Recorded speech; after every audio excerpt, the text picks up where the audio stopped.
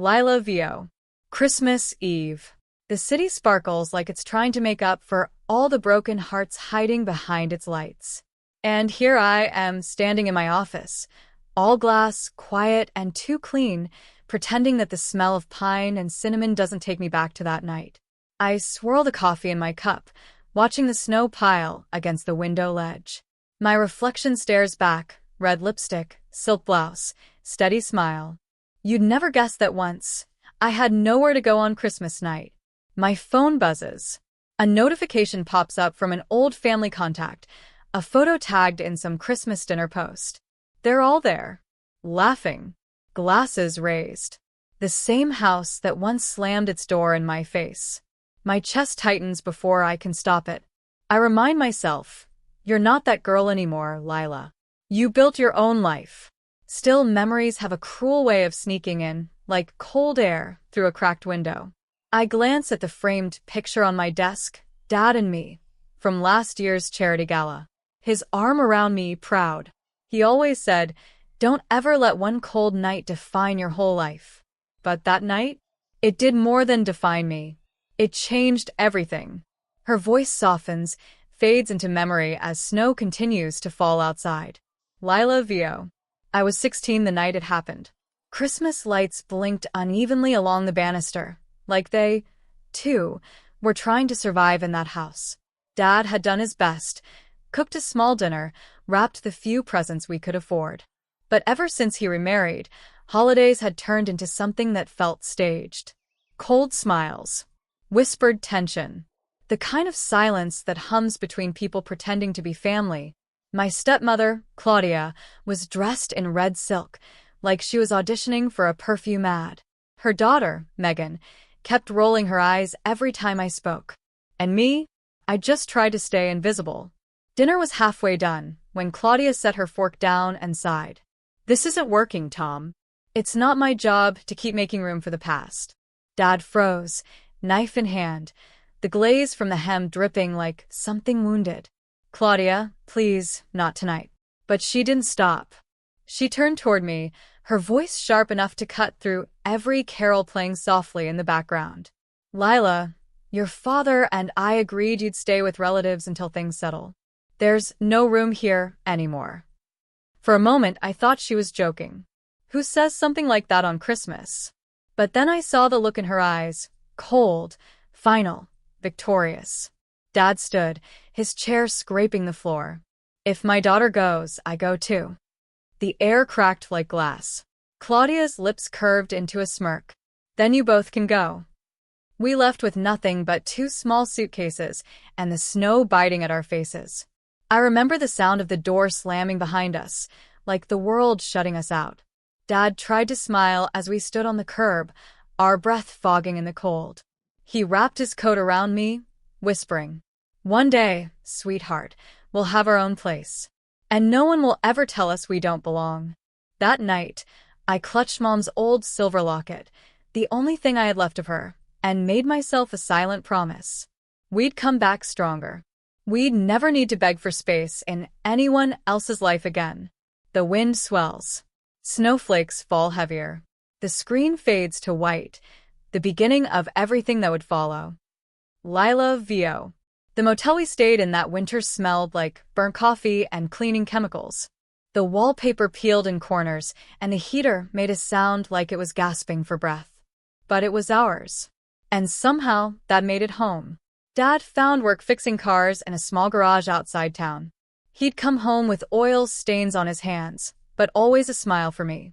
I picked up shifts at a diner after school, serving coffee to truckers and lonely souls escaping the cold. Every night, we'd sit by the tiny window and plan our future. He'd say, it's not about where we are, Lila. It's about where we're going. I believed him, maybe because believing was all we had left. Then one night, I saw a flyer pinned to a notice board at the diner. Local business pitch program for young entrepreneurs. It felt ridiculous at first. Me? Competing with people who actually had resources, mentors, connections? But something inside me whispered, why not?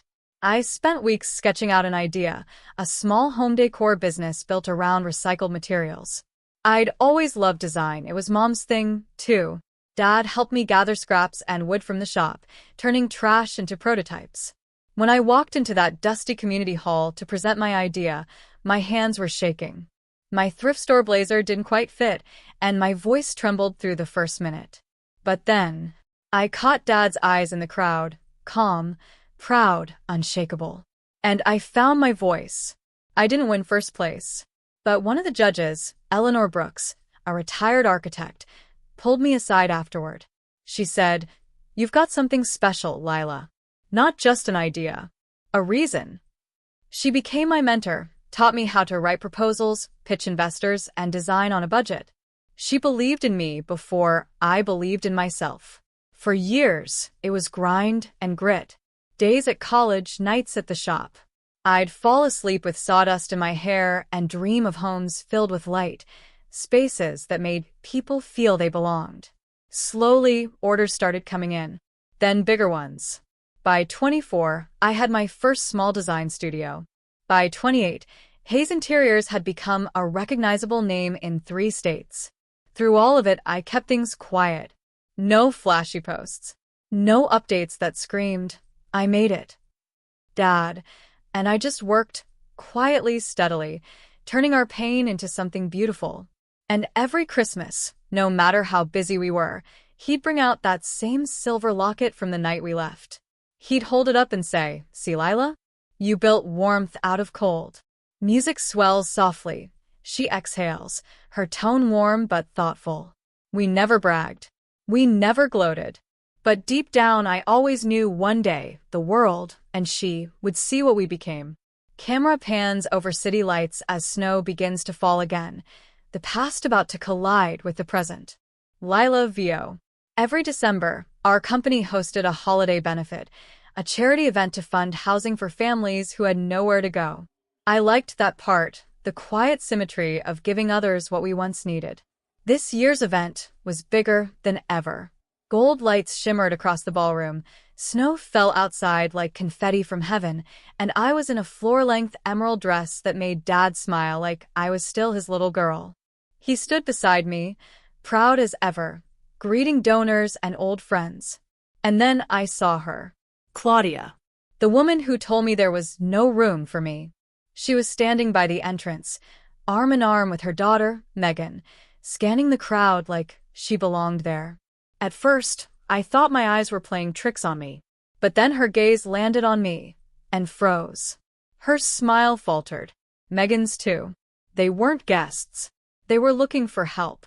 They approached slowly, like people stepping onto thin ice. "Claudia. Lila? My goodness, you look so grown up." Lila, smiling gently. "Time tends to do that." Megan shifted awkwardly, clutching her purse. "Megan. Mom said you might be able to help us. Things have been tough."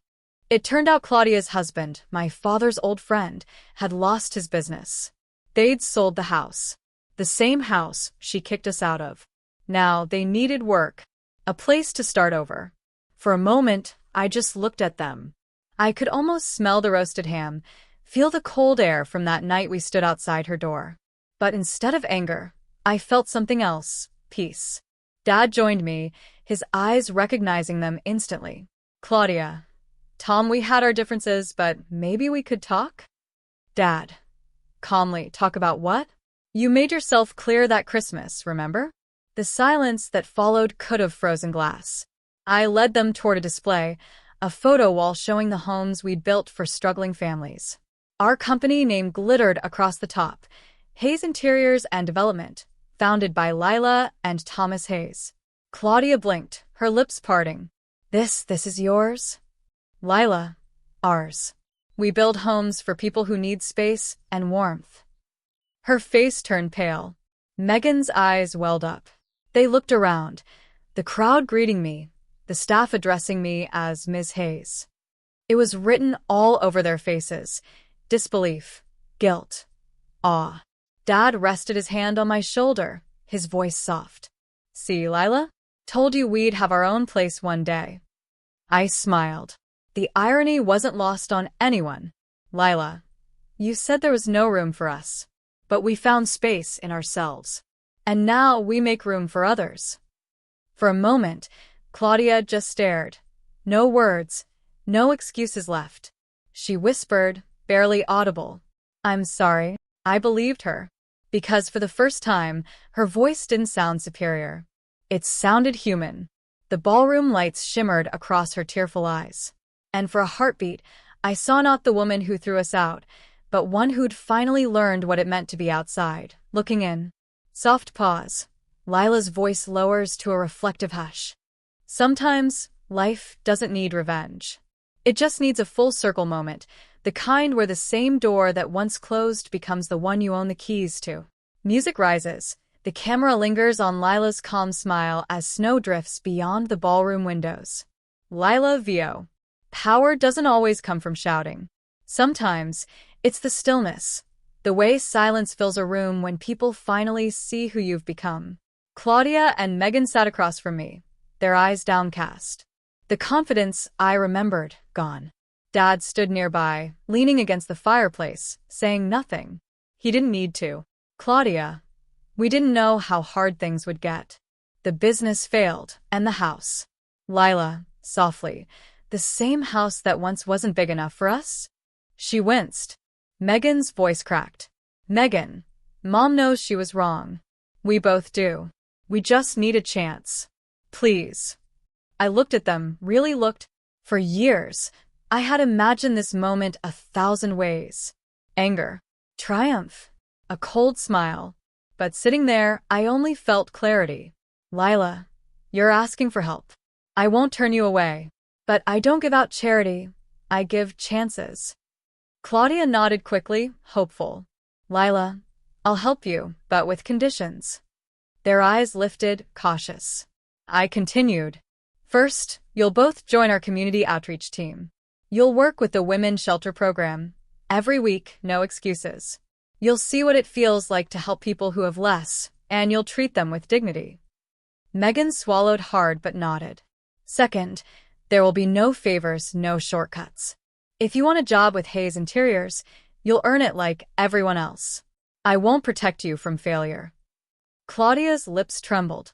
Of course. Anything. I leaned back, my tone soft but steady. And finally, you'll stop pretending to be someone you're not. Kindness isn't weakness, Claudia. It's the strongest thing we have. The fire crackled between us. Dad's voice broke the silence, warm but firm. Dad, people can change, but only if they're willing to face who they were.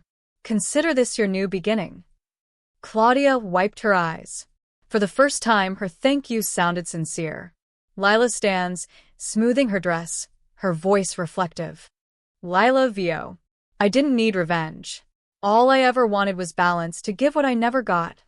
Understanding, but on my terms. As they left, I walked over to the window, watching snow gather against the glass, the same way it had that night years ago when we were left outside. Dad joined me, his hand finding mine.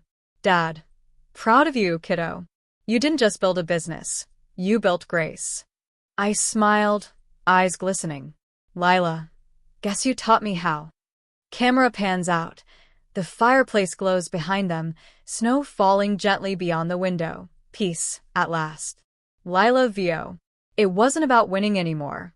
It was about showing that love and strength could live in the same heart, and that sometimes the best revenge is forgiveness with conditions. Lila VO. A week later, Christmas morning came quietly. No crowds, no glittering lights, just peace. Dad and I were sitting by the window, mugs of cocoa in hand, watching the snow fall the same way it had all those years ago. But this time, we were inside, warm, safe, surrounded by everything we'd built together. The doorbell rang. When I opened it, I found 2 small packages left on the step. No note, just a simple card. Thank you for the chance.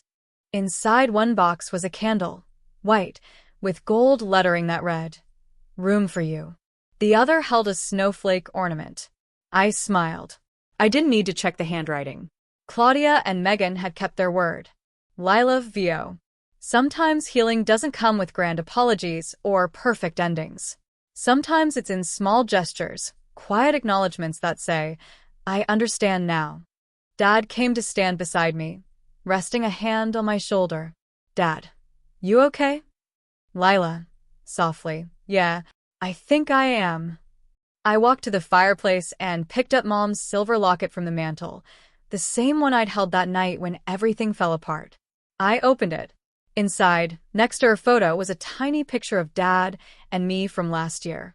For the first time, I didn't feel the ache of what we'd lost, only gratitude for what we'd built. Camera pans around the warm living room. Photos, soft lights, signs of life and laughter. Lila's voice grows quieter, but stronger. Lila Vio. That night so long ago, we were told there was no room for us. But the truth is, we never needed their space. We just needed to create our own. And now, every home we build carries a piece of that promise, a reminder that nobody deserves to be turned away, especially on Christmas. She hangs the snowflake ornament on the tree, beside a photo of her younger self and her dad from years past. The fire crackles softly. Dad hums along to an old Christmas song. And for the first time in forever, it feels complete. Lila Vio. Final line. Some doors close to keep us out. But if you're brave enough to build your own, you'll find that love always leaves the light on. Camera pans out through the window, snow glistening, the warm glow of the house spilling into the night.